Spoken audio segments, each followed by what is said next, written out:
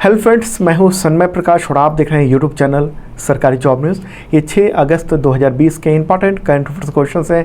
PDF available है free में with notes video के डिस्क्रिप्शन में, या आप इसे वीडियो खत्म होने से ठीक पहले मेरे बगल में जो डाउनलोड का लिंक आएगा वहाँ से ले सकते हैं। पहला क्वेश्चन लेते हैं, बहुत इंपॉर्टेंट है। जम्मू कश्मीर के नए उपराज्यपाल यानी लेफ्टिनेंट गवर्नर कौन है? नए आंसर होगा मनोज सिन्हा।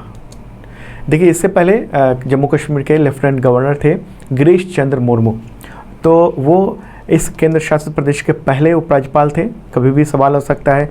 तो उन्होंने 5 अगस्त को यानी कल ही इस्तीफ़ा दे दिया और इसके बाद 6 अगस्त को यानी आज सुबह मॉर्निंग को राष्ट्रपति रामनाथ कोविंद ने मनोज सिन्हा को नया उपराज्यपाल अपॉइंट कर दिया है, तो जल्द ही वहाँ ज्वाइन कर लेंगे।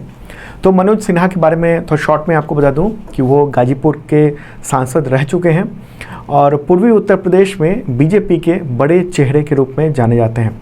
मोदी सरकार का जो पहला कार्यकाल था उस समय वो रेल राज्य मंत्री और संचार राज्य मंत्री थे। और आपको बता दूं कि उत्तर प्रदेश का जो चुनाव हुआ था विधानसभा का 2017 में और ऐतिहासिक जीत मिली भारतीय जनता पार्टी को, तो उस समय मनोज सिन्हा ही मुख्यमंत्री के पद के रेस में सबसे आगे थे।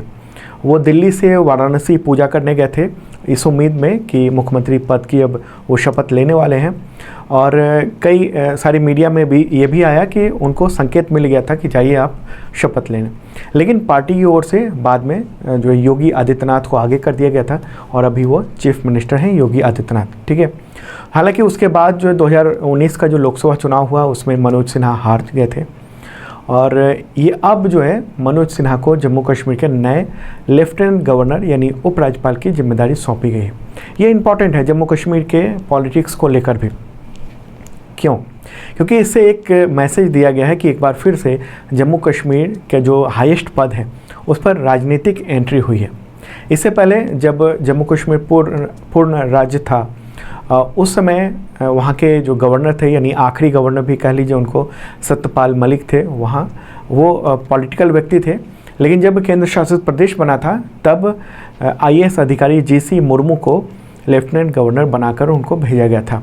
तो एक तरह से जब कोई राजनीतिक शख्स वहाँ उपराज्यपाल या राज्यपाल बनता है, खासकर जम्मू कश्मीर की जो स्थिति देखने को मिल रही है, इतिहास रहा है, तो उसमें एक प्रभावशाली असर दिखता है और बातचीत करने में भी वहाँ के जो पॉलिटिकल जो लोग हैं उनसे बातचीत करने में एक सामंजस्य बनता है, ये देखने को मिला। अच्छा, अब गिरीश चंद्र मुर्मू के बारे में भी जान लें। देखिए, वो 1985 बैच के गुजरात कैडर के आईएएस अधिकारी हैं और जम्मू कश्मीर के यूनियन टेरिटरी बनने पर उनको 31 अक्टूबर 2019 को यहाँ का उपराज्यपाल बनाया गया था। 5 अगस्त को उन्होंने इस्तीफ़ा दे दिया। तो क्यों दिया है इस्तीफ़ा अचानक, ये भी क्यूरियोसिटी है। तो जो मीडिया रिपोर्ट्स में आई है उसमें यह है कि उनको अब एक बड़ी जिम्मेदारी दी जाने वाली है केंद्र सरकार के द्वारा। उनको हो सकता है कि देश का अगला CAG यानी controller and auditor general of India वो बनाया जाए उनको। इस वक्त जो CAG हैं राजीव महर्षि हैं, तो वो रिटायर होने वाले हैं जल्द ही, तो हो सकता है इनको अपॉइंट किया जाए, ठीक है। आगे बढ़ते हैं, अगला क्वेश्चन लेते हैं। अयोध्या में श्री राम जन्मभूमि में मंदिर निर्माण की आधारशिला 5 अगस्त 2020 को किसने रखी? सबको पता होगा इसका आंसर, प्रधानमंत्री नरेंद्र मोदी। इसका आंसर होगा प्रधानमंत्री नरेंद्र मोदी। तो प्रधानमंत्री की मौजूदगी में ही मंदिर का भूमि पूजन हुआ है वहाँ पर अयोध्या में, और इस मौके पर श्री राम जन्मभूमि मंदिर से संबंधित विशेष डाक टिकट भी जारी किए गए। तो ये भी आप ध्यान रखना, ओके, विशेष डाक टिकट जारी किए गए।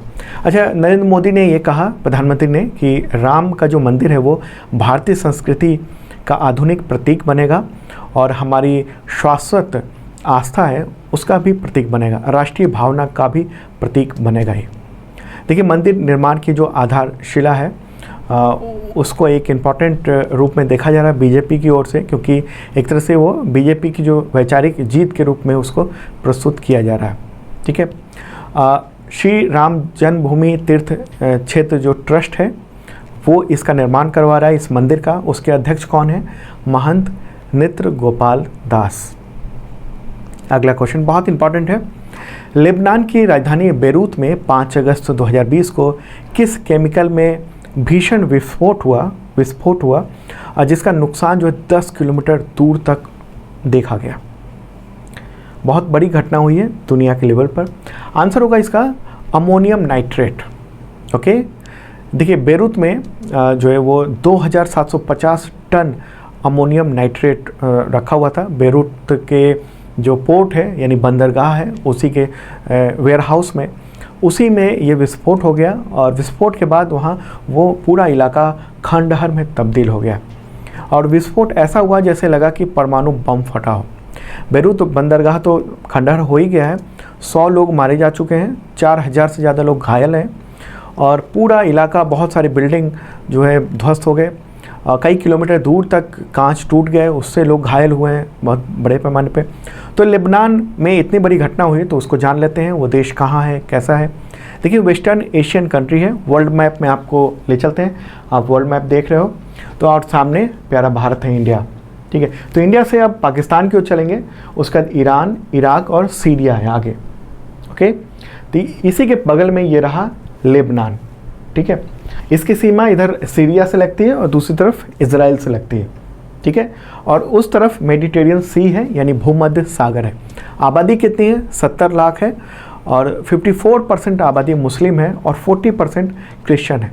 लेबनान की राजधानी है बेरूत और आपको जूम करके दिखाते हैं। बेरूत में ये बंदरगाह है, तो यहीं पर अमोनियम नाइट्रेट का एक बड़ा सा स्टोर था, वहाँ रखा हुआ था और उसी में जो विस्फोट हुआ इसी जगह पर। ठीक है, और किस तरह से विस्फोट हुआ उसके कुछ वीडियोस हैं, मुझे लगता है आप लोगों ने देखा होगा, एक बार और देख लीजिए।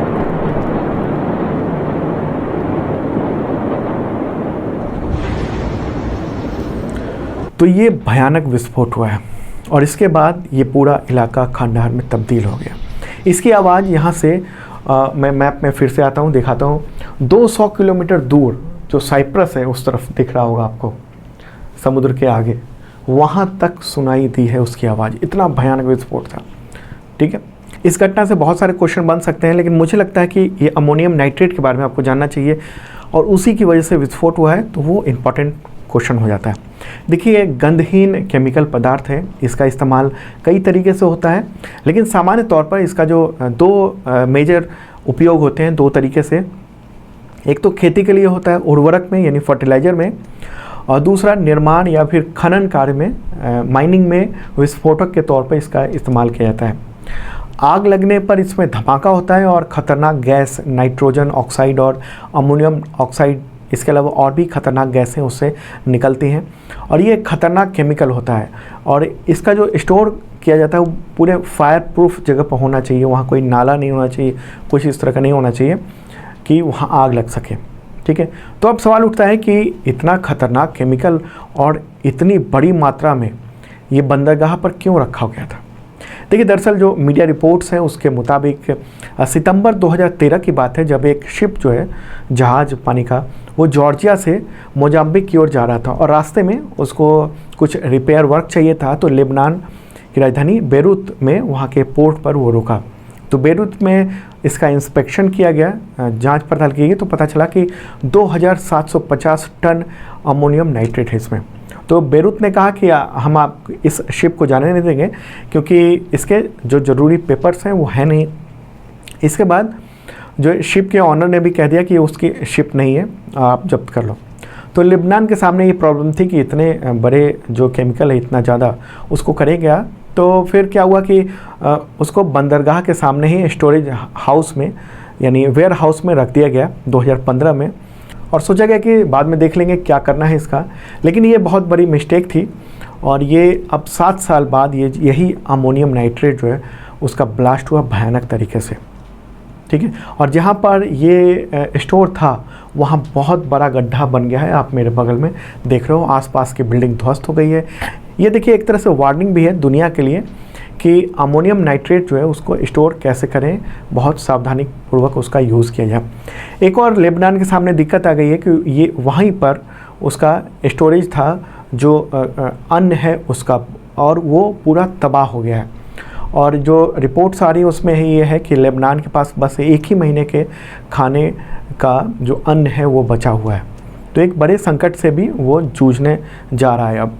तो लेबनान की बात ही हो रही है, तो राष्ट्रपति कौन है? मिशेल सुलेमान, और प्राइम मिनिस्टर कौन है? साद हरीरी। मुद्रा क्या है? लेबनानी पाउंड। ठीक है, तो मुझे लगता है कि इससे संबंधित पूरी बात आप समझ चुके होंगे।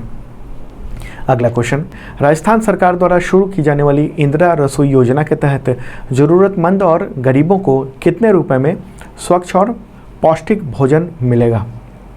आंसर होगा 8 रुपये प्रति प्लेट। ठीक है, पूर्व प्रधानमंत्री इंदिरा गांधी के नाम पर यह योजना 20 अगस्त से शुरू हो रही है। राजस्थान में, पूरे राजस्थान के जो नगरीय क्षेत्र हैं, सिटी एरिया है, वहाँ पर ये शुरू हो रहा है। और खाने में जो प्रति थाली 100 ग्राम दाल, 100 ग्राम सब्जी, 250 ग्राम चपाती, अचार वगैरह का मेनू तय किया गया है। और सरकार यानी स्टेट गवर्नमेंट जो है वो इस योजना पर हर साल 100 करोड़ रुपए खर्च करेगी। तो राजस्थान की बात हो रही है। राजस्थान के चीफ मिनिस्टर कौन है? अशोक गहलोत। और गवर्नर कौन है? कलराज मिश्र। नेक्स्ट क्वेश्चन लेते हैं, HDFC बैंक का नया CEO और प्रबंध निदेशक यानी मैनेजिंग डायरेक्टर कौन चुना गया है? आंसर होगा शशिधर जगदीशन। ठीक है, शशिधर जगदीशन। HDFC बोर्ड ने उनको ये इस पद के लिए चुना है और रिजर्व बैंक ऑफ इंडिया ने भी इसकी मंजूरी दे दी है। देखिए, कोई भी बैंक का CEO या फिर MD जब नियुक्त होता है तो उससे पहले नियम है कि RBI से इसकी परमिशन लेनी पड़ती है। तो RBI ने इसकी परमिशन दे दी है। और कब ज्वाइन करेंगे वो? 27 अक्टूबर 2020 को वो पद संभालेंगे। अभी थोड़ा वक्त है। और वो आदित्य पुरी का स्थान लेंगे। आदित्य पुरी इस वक्त CEO और MD हैं। और शशिधर जगदीशन जो है वो 3 साल तक इस पद पर रहेंगे। ठीक है, तो वो अब तक HDFC में काम कर रहे थे, एडिशनल डायरेक्टर थे, फाइनेंस और HR हेड के तौर पर भी काम कर रहे थे। अगला क्वेश्चन ये भी इम्पॉर्टेंट है। रेलवे ने भीमा नदी पर कर्नाटक और महाराष्ट्र के बीच साउथ वेस्टर्न जोन यानी दक्षिण पश्चिम क्षेत्र का सबसे बड़ा पुल तैयार किया है। तो इसकी लंबाई कितनी है? आंसर होगा 670 मीटर। ओके, देखिए ये जो रेलवे है वो साउथ वेस्टर्न जोन का सबसे बड़ा पुल है। कर्नाटक के लाचन और महाराष्ट्र के हॉटगी उसको ये कनेक्ट करेगा। रेल मंत्री पीयूष गोयल ने, आप देख रहे हो ट्वीट, उन्होंने ट्वीट किया है और इसकी जानकारी दी है। ये काफ़ी स्ट्रॉन्ग पुल है। 3 ट्रैक हैं इसमें एक ही पुल पे। ठीक है, तो 3 जो है वो ट्रेनें आ जा सकेंगी, एक साथ आ सकेंगी या जा सकेंगी 3 ट्रेनें। अगला क्वेश्चन लेते हैं, पुस्तक स्वच्छ भारत क्रांति का विमोचन यानी लॉन्च किसने किया है? ये सरकारी बुक है। आंसर होगा स्मृति ईरानी और गजेंद्र सिंह शेखावत। इस बुक में जो है वो स्वच्छ भारत से संबंधित 35 आर्टिकल्स हैं। और ये इसकी इंग्लिश में बुक थी, इंग्लिश लैंग्वेज में एक स्वच्छ भारत रिवोल्यूशन, तो उसी का ये ट्रांसलेशन है। इसका संपादन किया है पेयजल एवं स्वच्छता मंत्रालय के जो सेक्रेटरी हैं परमेश्वरन अय्यर, तो उन्होंने किया है एडिटिंग। और तो गजेंद्र सिंह शेखावत के पास कौन सा मंत्रालय है? तो केंद्रीय जल शक्ति मंत्रालय है। तो स्मृति ईरानी के पास कौन सा पोर्टफोलियो है मंत्रालय का? तो कपड़ा मंत्रालय है और महिला एवं बाल विकास मंत्रालय है उनके पास।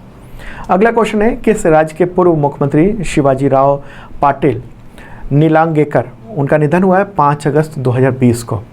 आंसर होगा महाराष्ट्र। वो कांग्रेस पार्टी के नेता थे शिवाजी राव और 89 ईयर की उम्र में उनका निधन हुआ है। वो जून 1985 से मार्च 1986 तक महाराष्ट्र के चीफ मिनिस्टर रह चुके हैं। उनको कुछ वक्त पहले कोरोना पॉजिटिव पाया गया था, लेकिन वो जंग जीत चुके थे और स्वस्थ होकर घर लौट आए थे, लेकिन अचानक उनका निधन हो गया। तो महाराष्ट्र की बात हो रही है, महाराष्ट्र के वो चीफ मिनिस्टर रह चुके थे। तो अभी कौन है महाराष्ट्र के chief minister? Uddhav Thackeray. Governor कौन है? भगत सिंह कोश्यारी। अगला क्वेश्चन, शांति के लिए नोबेल प्राइज़ विजेता और राजनीतिज्ञ जॉन ह्यूम का निधन हुआ है 3 अगस्त 2020 को। तो किस देश से थे? आंसर होगा आयरलैंड। उनका निधन हुआ है 83 ईयर की उम्र में 3 अगस्त को। उनको कब मिला था शांति का नोबेल प्राइज़? तो 1998 में। ये प्राइज़ क्यों मिला था उनको? तो उत्तरी आयरलैंड में जातीय हिंसा थी, उसको ख़त्म करने के लिए ये मिला था। उन्होंने बहुत बड़ा एक कदम उठाया था ख़त्म करने के लिए और सफलता पाई थी, ख़त्म हो गया था। 3 दशक तक यानी लगभग 30 साल तक हिंसा हुई थी और 3500 से ज़्यादा लोगों की मौत हुई थी उस हिंसा में। जातीय हिंसा थी, तो उन्होंने बातचीत की और उसको ख़त्म कराया। तो आयरलैंड की बात हो रही है। आयरलैंड के इस वक्त प्रेसिडेंट कौन है? Michael D Higgins. और मुद्रा क्या है? यूरो। अगला क्वेश्चन लेते हैं। उससे पहले बता दूं कि 2020 का जनवरी टू जुलाई तक का करंट अफेयर्स अवेलेबल है पीडीएफ के रूप में विद नोट्स है, काफ़ी रिच कंटेंट है, आपके तमाम एग्जामिनेशन में काम आएगा। तो पीडीएफ जो है डिस्क्रिप्शन में अवेलेबल है, देख लेना आप। और 2019 का भी है पीडीएफ और उसका बुक भी अवेलेबल है अमेजन पे, तो वहाँ से भी ले सकते हो। अगला क्वेश्चन, हाल ही में तूफान आया है इसायास, उसका असर किस देश पर हुआ? आंसर होगा USA, United states of America. ये ट्रॉपिकल स्टॉर्म था इसायास, तो उसकी वजह से बवंडर उठा, तेज़ बारिश हुई और कम से कम 5 लोगों की मौत हो गई है। हालांकि उसका असर काफ़ी रहा, लेकिन लोगों की जान बचाई जा सकी है। तो दोस्तों ये था इंपॉर्टेंट करंट अफेयर्स, कैसा लगा ज़रूर बताना। पीडीएफ अवेलेबल हो गया है मेरे बगल में, वैसे आप डिस्क्रिप्शन से भी पीडीएफ ले सकते हैं, वहाँ और भी पीडीएफ अवेलेबल हैं तरह तरह के। और जिन लोगों ने सब्सक्राइब नहीं किया ज़रूर करना, साथ में बेल आइकन दबाना मत भूलना और शेयर ज़रूर करना अपने तमाम दोस्तों को।